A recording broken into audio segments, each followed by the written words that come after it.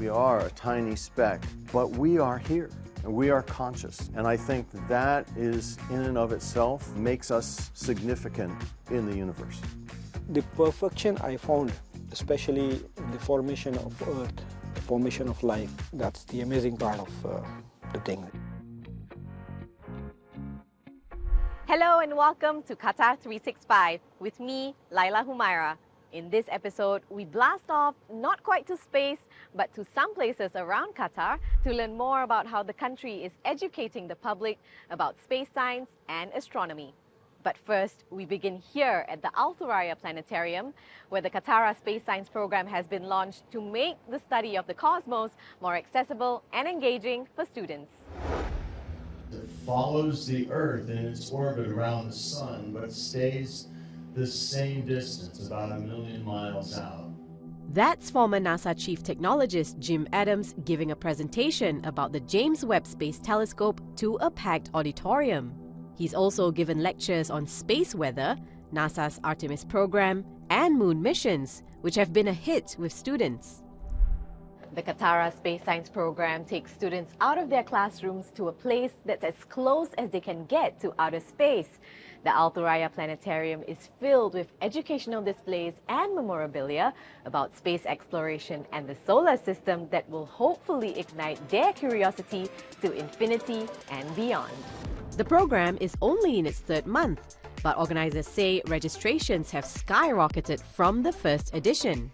The best thing is, in the beginning of this session, we had around plus 400 participants. In the second session also, it was more than 500.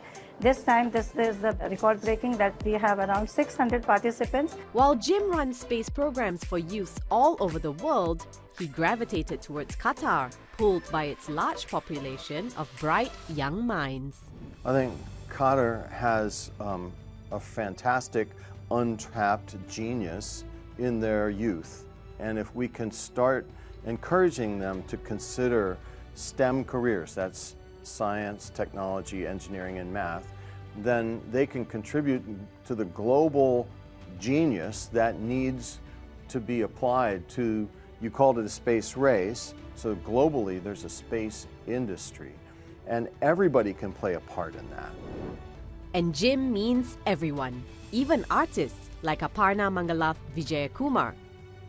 This painting titled The Timekeeper's Galactic Journey, which is a surrealistic space fantasy. So I represented this as this hourglass as a time travel, the space journey through the ages. For the most anticipated activity of the day, the students had to wait for the sun to set. They're learning how to make a telescope from everyday materials. Unfortunately, it's a bit too cloudy for stargazing today.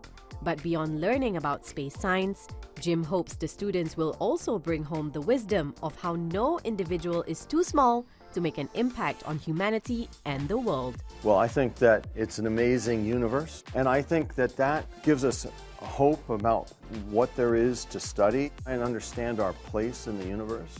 And yes, we are a tiny speck, but we are here, and we are conscious. And I think that is, in and of itself, makes us significant in the universe.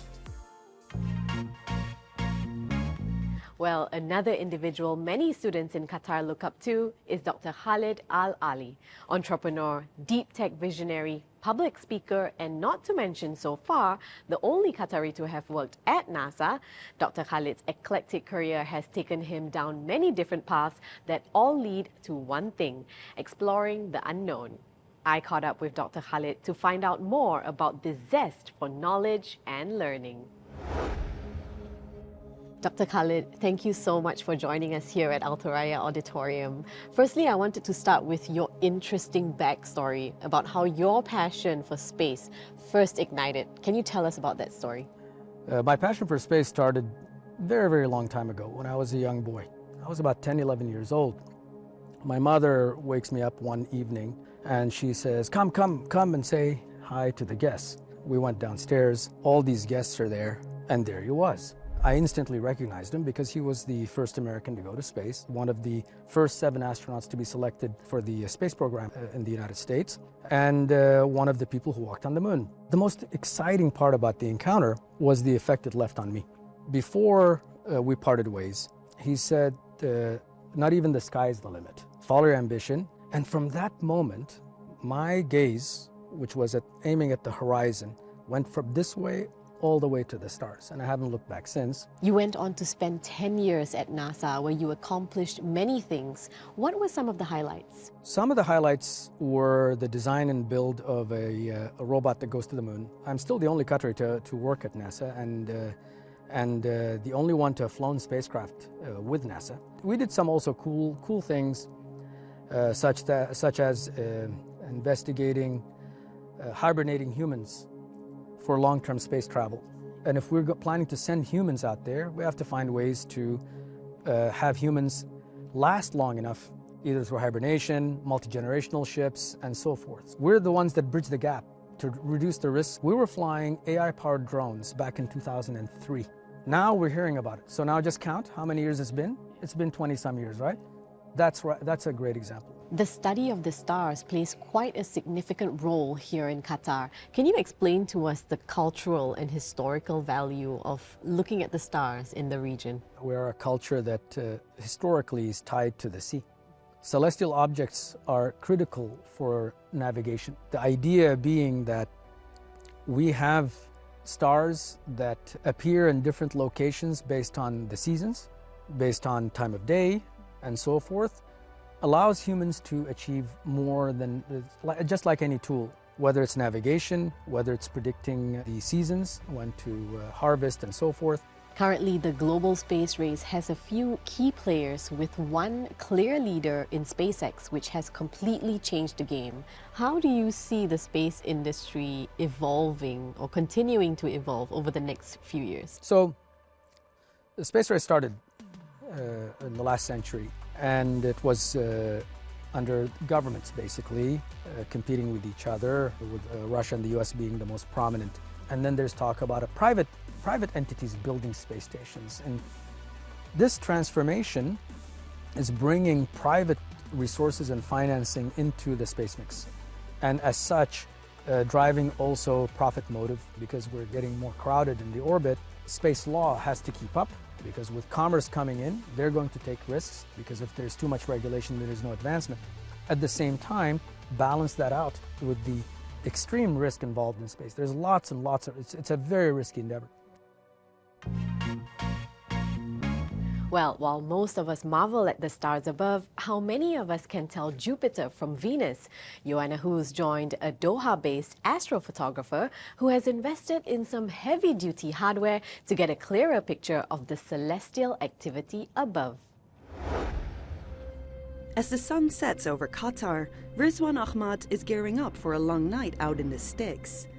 Armed with his telescope and a range of other rather intimidating-looking equipment, the amateur astrophotographer is hoping to take that perfect picture and be transported through his lens to another world or galaxy. Astrophotography actually is taking picture of celestial body. So it can be divided in few things, that solar system astrophotography, Milky Way astrophotography, and then deep sky astrophotography. Deep sky is a little advanced. Solar system also require a big focal length, bigger telescope, because the planets are very tiny. But Milky Way photography, that can be done with simple equipments like DSLR camera. So if you want to start in astrophotography, you don't need a fancy equipment to start with. An astrophotography enthusiast by night, during the day Rizwan works in the steel industry. Originally from India, his fascination with the wonders of the universe started in Qatar in 2015, when he gifted his daughter a telescope for her birthday. Lots has changed since that first time he pointed his lens at the sky, not least his knowledge on what he is actually looking at. Astrophotography is itself a study. Before you shoot something, you got to know what type of nebula, what type of object it is. I try to figure out the different constellations. I learn the gases, how the stars are formed, and yeah, definitely it's a very educational journey. I've come to keep Rizwan company on his latest excursion to the desert, as this is a passion that requires patience. Even though the sky is quite literally the limit in astrophotography, capturing celestial bodies on camera can take anywhere from hours to days, even years. And even then, you're not guaranteed to walk away with a spectacular shot. Actually, astrophotography is you are collecting photons from a celestial body. So, amount of photons you get in a specific time is the time you need to complete a picture. Some targets, they are so bright, you can finish in 1 hour. I did a picture of, it's called Squid Nebula. It's so faint that it's been discovered recently in 2011. It took me 2 years. I was proud of that image. It was so beautiful. The desert skies and Qatar's relatively little light pollution offer Rizwan a helping hand, but even in the perfect weather conditions, astrophotography is by no means an easy hobby. That doesn't deter Rizwan though, who is committed to keep shooting the stars, as for him, the splendors of space make it all worth it. The perfection I found, especially in the formation of Earth, the formation of life, that's the amazing part of the thing. The universe is so vast that visible sky has 15 billion galaxies. So if you divide that galaxy to the human population, every person will get, I think, 8 or 9 galaxies. And that visible sky is just a small part of the universe. It's amazing, actually. While the global space race is heating up, Qatar is focused on educating the next generation of space scientists and igniting the spark in the minds of future astronauts. We hope you've enjoyed stargazing with us, but that's all the time we have for now. For more, check out euronews.com and connect with us through our hashtag. Thanks for watching, and we'll see you next time on Qatar 365.